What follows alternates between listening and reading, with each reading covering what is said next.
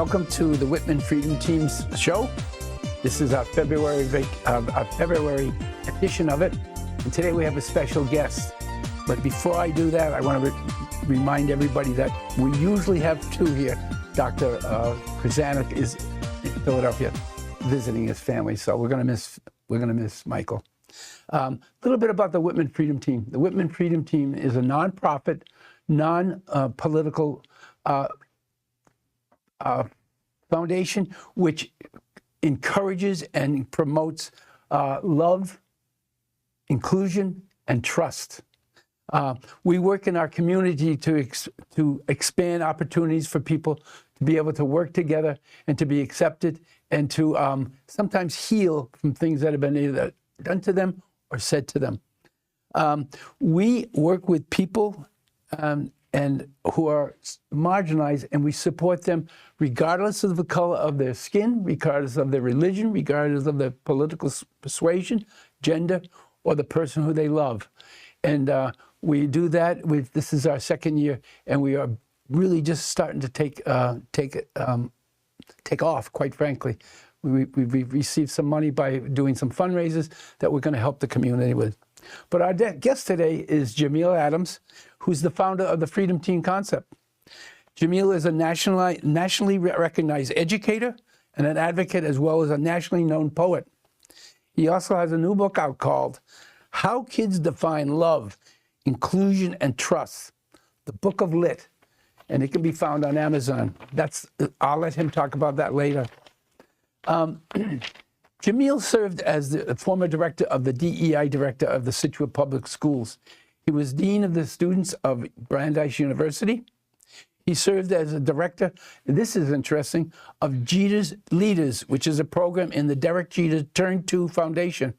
It's a program which oversees a unique leadership program that supports high school students in New York City. Additionally, Jamele has been the recipient of many awards and recognitions for his work with his higher education, assisting young scholars interested in law and in creative writing. Jamele is the reason why Whitman Freedom Team exists. He's a lot of things to many people. Jamele is our inspiration, and he's our friend. So one more thing before we begin. Jamele, if you could do this for me, could you do this? Make a couple of remarks about why you spell your name with a lowercase j, and then a few words about Black History Month, which I think would be really worthwhile. Absolutely. Thanks for having me, and thanks for being my brother. Thanks for being an inspiration to me and always being present.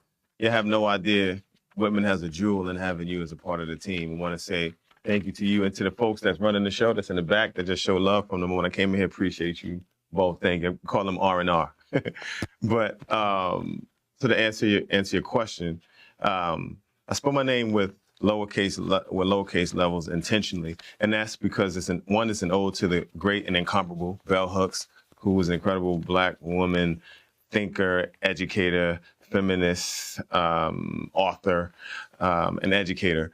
And she always spelled her name in the lowercase, and oftentimes the titles of her books in lowercase to put more emphasis on the work instead of on her name. So I adopt that, but also at the same time to represent and reflect that I'm a smaller part of a greater energy of love. Mm-hmm. And that's why I do that. And it's actually humbling. Yeah. And so I appreciate being able to have that and carry that legacy on in that regard. And regarding Black history, that is part of Black history.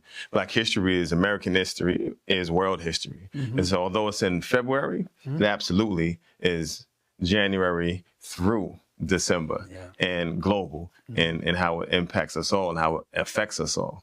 And so to that, and I actually had a poem about it. Sure. If you wanted to hear I certainly do. The poem. Before you start. Yeah.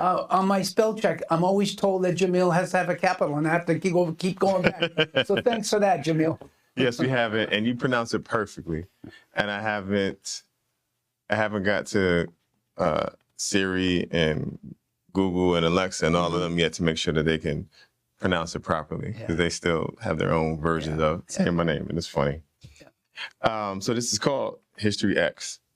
Scriptures of Dr. Carter G. Woodson, and there's a lot in this poem, but Dr. Carter G. Woodson is known as the grandfather of Black history because it started out as a week and then it grew into a month. But at the end of the day, it's so much more than that. It's forever and always. But he's responsible. He's the one that started that. Scriptures of Dr. Carter G. Woodson, Black culture toned in brown skin, hypnotized by the haiku of slavery and genocide. See, Black people's thoughts are the words from freed prisoners released into spiritual slavery with songs of Negro spiritualistic lipstick colored in pain. We speak lynching in a vernacular of whipping, accented and rape, and rehearsed through family breakdown. The sun whispered our name, and the syllable of honey became wet, and allowed morning to come. Every time we stop speaking, the truth feels trapped. Black history is breathless. Born as a week, grown to a month, the antiquity of the spook who sat by the door is yearly celebratory. And that's a reference to a book, The Spook Who Sat by, an incredible book. With the Uraeus upon my head, I speak as a sphinx with black woolly hair and bear witness my history does not begin with me as a slave. In fact, the word slave wasn't originally applied to my people. It came from the word Slav, Russian people captured by Germans. Salute the calm and ready yourselves for the storm. The climate of reverse racism is as cigar as slim cigarettes in Virginia. A state in 1670 passing a law forbidding Negroes from buying white people. The most ancient names for us are Nehesu, Nubian, Ethiopian, Moor, and Negro. Translated, Negro means people of the great river, the river Niger, beginnings of our cultural titles. See, Africa was originally Kafrika, land of the Kafir. Black history, X. The Ku Klux Klan stole their white hooded uniforms from the Negroes of Seville, Spain, whom since 1460 to celebrate Corpus Christi wore the white hooded outfit. On page 43, there's a picture of it. And this is from a book called 100 Amazing Facts About the Negro by Dr. J.A. Rogers again. And so you can find that on Amazon as well. On May 9th, 1862, General Hunter of the Union Army freed the slaves of Georgia, South Carolina, and Florida, but Lincoln repudiated it. The first sultan of the Almoravids belonged to the tribe of Masufu. The alma mater, the goddess Multimamia, the founders of the oracles and Memnons, all of our first idols were all Black. Venus, Jupiter, Apollo, Bacchus, Hercules, Astaroth, Adonis, Horus, Apis, Osiris, Isis, and Amon were all Black. Dubbed the Black Spaniard, Beethoven was Black. See, Black history is medically morphine for history, saving the heartbeat of the brain pulsars of the Black love affair with history. We are the brainchild of Cupid, the intelligence of love, the love of Black history. See, now February has now 365 days. Somebody prayed for me, and we have now solved for X in Black history. Excellent. There you go. That capsulizes everything. That's really, really good.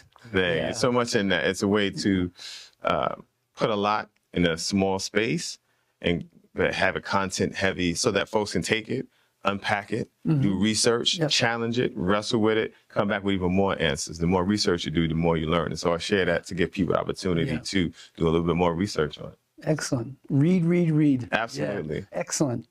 Couple of questions. Let me see what I have here for you.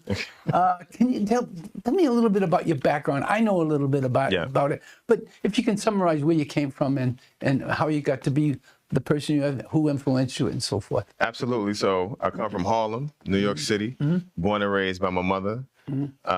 Proudly, I celebrate my mother in May and in June. Mother's Day, Father's Day, I celebrate her. And I went to Catholic school all the way through high school. Graduated from high school, went on to Penn State University, and there I got my degree in psychology, then went further on to do graduate work at Bowling Green State University. Then I went into higher education and continued in higher ed for almost 28 years. And then within the last 5 years, I started working in PK through 12, and so public school, doing equity work. Equity has always been a part of my journey, everything that I've done, but this is the first time I'm solely concentrated on being a progenitor of frameworks that allow whoever wants access to it to be able to put equity into place. I've always connected with the energy of bringing people together because I always felt like we do better together. And so to be able to do that has been awesome. My greatest influence as far as male role models has been my grandfather. He passed on, but he was an incredible man. He made my grandmother the happiest woman on earth, raised 3 beautiful daughters. And to that effect, I actually am a father and a husband and a friend. And we have, sorry, I hit the microphone thing. We have 3 daughters and a son as well. And so that oftentimes reminds me of my grandfather and what he was about. Integrity was so strong with him. Intelligence was strong with him. Taking care of family was strong with him. And so I carry those values with myself, and he always wanted to make sure that his girls, as he would say, were able to take care of themselves, look out for themselves, and be able to hold their own in the world that wasn't built for their success. And so when it comes to our daughters, we make sure they're ready for the world that's trying to keep them from being successful, particularly in this time period. And so that's a little bit about my background. I've always welcomed learning. I continue to be a student in life forever. I learn from you all the time. I learn from young people all the time. I believe in the power of an education and its impact on one's life. To have an incredible education fills you with so much, not only content, but esteem and the ability to move forward that otherwise may not be there. It can happen in school, it can happen outside school, but just to have education happening is so important because, again, it gives you access to things you may not have had access to. And so when your esteem is intact, it allows you to do so many things and also refute other things that are coming to take advantage of you. But I'll pause because I'll keep going on and on and on. And all of that comes from this thing we got to that we'll talk about: love, inclusion, and trust. It's funny that you say that because the thing that appealed to me when I first saw your TED Talk was the compassion and the feeling for others and giving people the feeling and almost the license to say, I can do anything, but I can't do it alone. And that was a really powerful message. And so that's how we started here. And I want to ask you, how did you come up with the idea of Freedom Teams?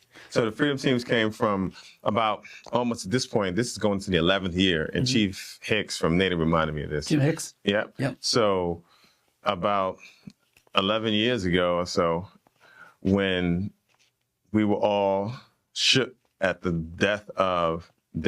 murder of Freddie Gray, we were watching on many of our news outlets how the city was responding, was in unrest because members of the community were responding to what folks felt about that. And so I began to think, what would we do if this happened here? And at the time, here was in Natick. We were living in Natick. And I started thinking about who are the people we need to get in contact with to pull people together, because somebody has to pull folks together when the unrest calms for a moment, and you can take advantage of the opportunity to bring people together and say, let's do better, let's do right, let's correct this, let's head toward atonement if that's possible, and healing. And so what that became was now referred to as the communal engagement model. And that's what the Freedom Team is based off of. The ability to preserve freedom through unity in the community. At its best, freedoms allows you to live and be who you are authentically without harming other folks. And so the Freedom Teams are about that and being in place to address harm or disrupt harm whenever it needs to do so, with community as the baseline for it. It can be proactive, reactive, and retroactive.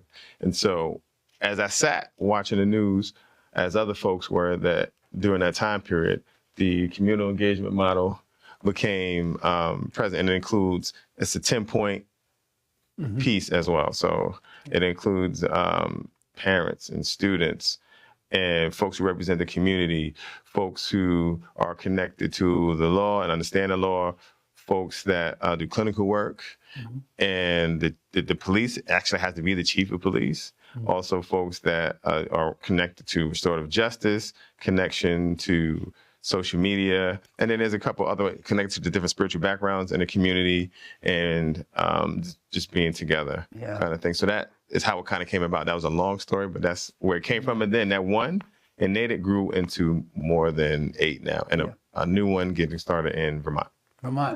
remarkable. Yeah. One of the things, a couple of key people I feel that that are on freedom teams are the police chief or police chief's representative, because in our community we are blessed to have Tim Hanlon, because he is a member and he gives advice about some things that might be questionable, whether we should go into this area, how we should handle it. So his advice has been helpful. And the other person has been is our superintendent of schools, who gives us a little bit of flavor of what's going on in the schools, and also gives us avenues so we can go into the schools and help students with programs, with opportunities that might not have been there. So, and we recently named Dr. John Marcus, who is the interim superintendent, to be that position. A great choice, by the way. Okay. Yeah. So that's really a good thing.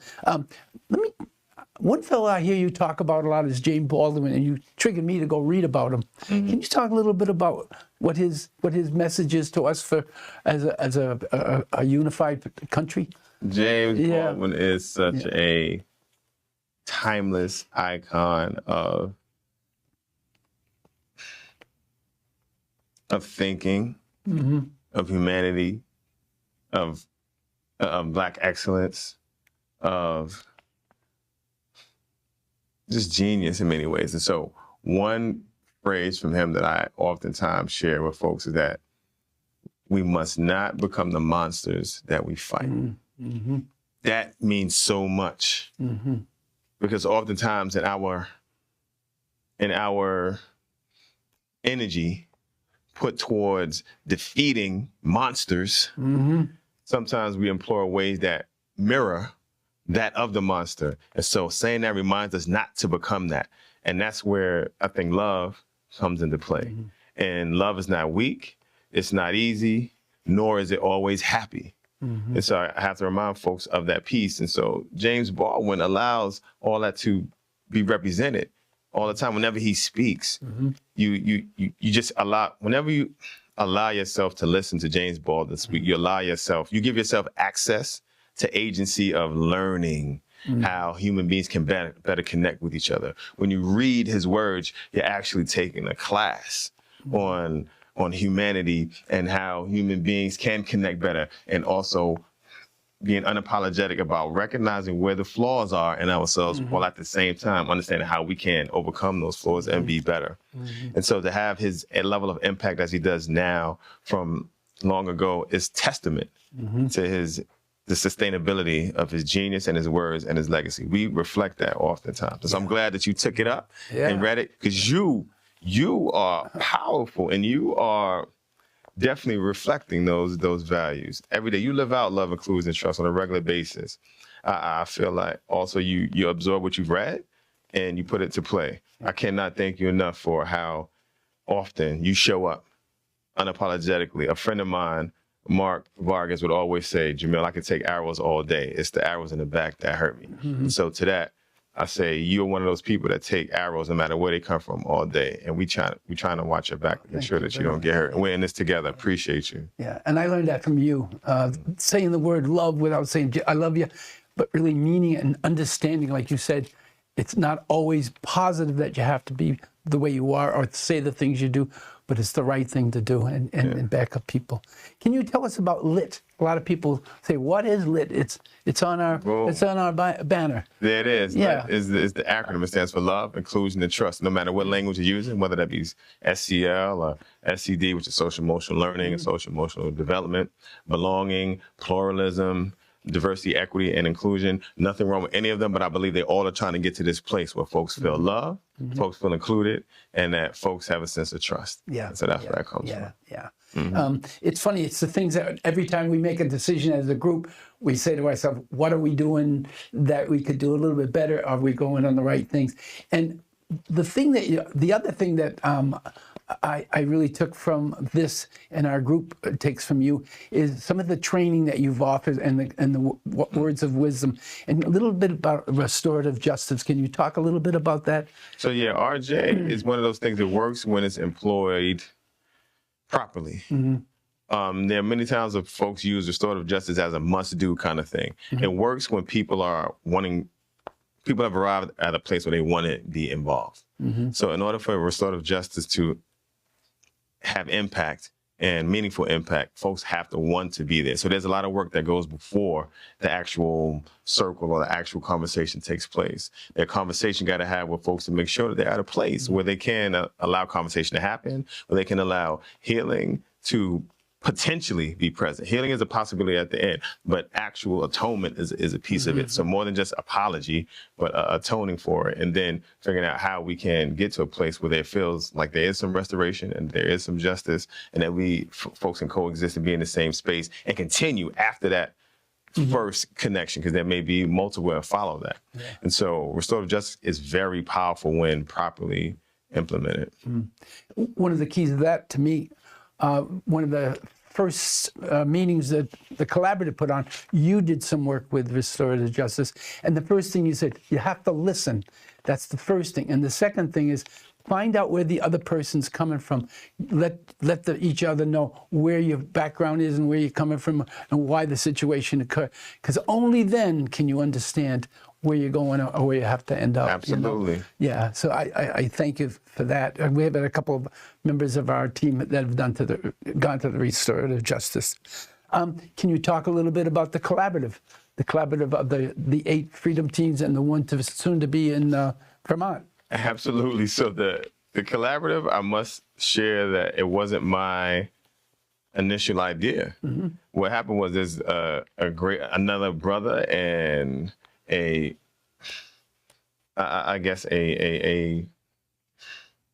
impacting representative of freedom teams and the movement of freedom teams is Don Greenstein. Yeah, Don, yeah. And like yourself, he is just all about it in the community, and it makes the sacrifices himself all the time.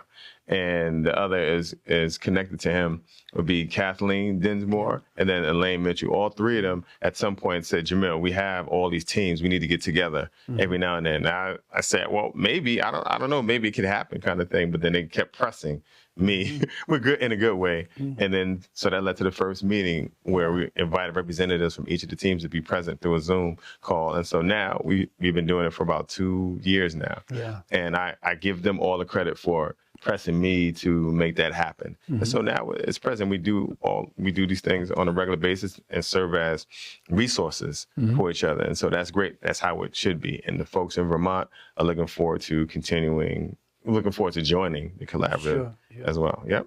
Yeah. One of the things that I think is good about the Freedom Team, they'll deal with some issues that when we don't have to deal with it at a particular time. And it gives you an idea of if it ever happened in your town, which it can, then you have some baseline to say, all right, I'm going to go do this, or I'm going to go back to the people on the other collaboratives who can help me with this, because you're not going to do it by yourself. Exactly. What the freedom teams do to give people the ability to say, instead of trying to figure out what do we do, who we going to contact, this is a group already there that says we can do it. It doesn't cost any money. It's nonpartisan. It's about, again, preserving and presenting love, inclusion, and trust, and making that the case. And I got to mention, the way Whitman came in with the Freedom Team movement, you kicked in the doors like, we're here, we're present, we're about it, we want to make it happen, and it's been powerful. Wow, you all have been great. The Whitman Freedom Team has been phenomenal. Yeah. Well, that brings us to a little difference in freedom teams. All the freedom teams have the basic same thing of lit. One of the things that, as an educator, I used to think, we get to a town hall and then have the town budget and the school budget, and then you have to explain it in 15 minutes when it really should have taken 5 months to explain everything. So I believe in educating people, and so that's why we've started the Whitman Freedom TV show here at WHCA. And some of the topics we brought on board were things that have to do with people who are marginalized, whether it be anti-Semitism or bullying or whatever it might be. And so we've spent a lot of time trying to educate, but I don't educate, or we don't educate. I use the word we. I shouldn't use the word I. We educate based on the things that we learn from our members, our town. We really do. And so what we've tried to do is to try to accumulate some money so we can impact some families and some kids and individuals that really deserve it, you know. And you're doing practice that. Yeah. that event you did a couple of weeks ago was a great example of that. The community came out and it was incredibly powerful. There are a couple of teams that have done some of that work and it's been amazing. Whitman, Natick, Hopkinton, folks who put a lot, and Wayland, folks who put a lot of energy and work out into the world. The other team, all the teams are great, but these are folks that have done similar in terms of fundraising and things like that. So appreciate it. Yeah. One of the things people will say, well, Whitman Freedom Team, there's another Whitman Freedom, several that if you were to go on the internet, you'll get the wrong one. We're not some of the ones that are far right or far left or anything. We are what we are. But can you talk about how it's not difficult, but how you manipulate and maneuver separating political issues from Freedom Team issues? In other words, we're not political. We're not a part of any particular political group. We try to talk equally and fairly about things that are issues that are facing the community. Can you talk about how you kind of work around that or work with that? Yeah, so I believe that we're the people meant to be alive right now to navigate these times. And some of us have been on this journey more than once. And to those folks, I say, please don't give up on us and allow us to absorb your lessons that you share with us so that we can utilize them to move forward. And it's not so much staying away from politics and things. It's about navigating them and providing tools to allow for conversations to take place. What doesn't happen often enough are the conversations.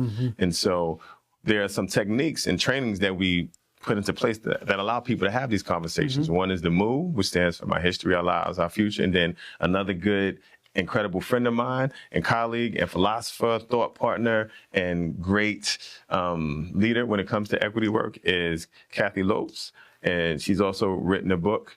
And within it is this strategy called interrupting, questioning, and then educating. And the short version is the IQE. And so these tools assist in disrupting harm and also leading towards how to have conversations. And so at the end of the day, no matter what it is that folks find themselves at ends on, there's a way to have the conversation. One of the top reasons why people don't have conversations is because they are scared, because don't want to be ignorant, or don't want to be ambushed. And so these techniques and these strategies are tools that allow folks to be able to engage in these conversations, take them off of social media, have conversations in present.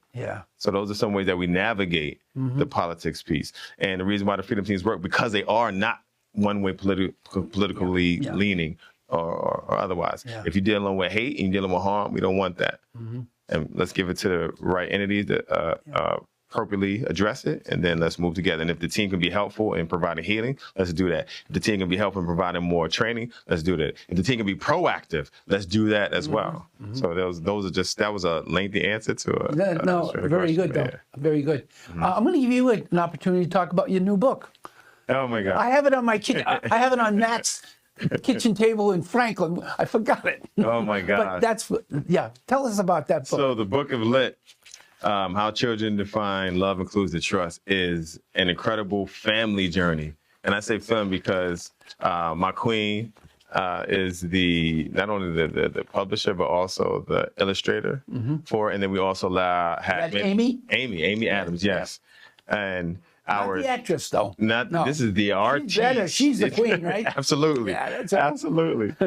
And she pulled our children into it. And so they created some of the art as well that flows through it. So our 7-year-old, 10-year-old, 20, about to be 21, and our 28-year-old, all of them contributed art too. So it's a family journey. But I've always believed in young people being able to teach us how we should remember to see the world. Because young people, how they see the world is beautiful, and it's an amazing place that has to be fantastic. And so when they think about being together, when they define love and inclusion and trust, they use this language and these words that remind us what it should be. Like one of my favorites from one of the young scholars, and I try to remember to call all students scholars to remind them that they're young people that love learning, is this card that says love is immortal. Powerful. How often do we hear that from anyone else? They just said love is immortal. There's so many cards that have incredible impact with the just simplest of terminology. So we invite folks to have conversations based on these cards, whether it's with your family or in schools or in committees or towns and things like that. The book has been doing really well. In fact, it was #1 on Amazon for a while, and folks continue to pick it up. We're going to do a couple of signings at libraries and bookstores and things like that. So I'm looking forward to that. This is an avenue where we can continue to allow it to push love more into our conversations and how to have conversations, and let the young people continue to inspire us. Let them lead us. Yeah. Thank you for bringing up the book. Yeah, that's good. Some closing remarks. I want to thank the staff here at the cable station, particularly Rob Gullickson and Ryan Tully, for their work in helping us do this month after month. You can see our show on the cable TV, WHCA, and you can also see us on YouTube. So for more information about the Whitman Freedom Team, if you would be interested in finding more about it and even joining us, you just come and you're a member. You get at whitmanfreedomteam.org. Finally, I want to thank you, Jamil, for being a terrific participant. It is really, really appreciated, and you'll always be my friend. Absolutely, Mike. You're my brother. Yeah. Absolutely. All right. Thank you. So till next month, this is Tom Evans saying goodbye.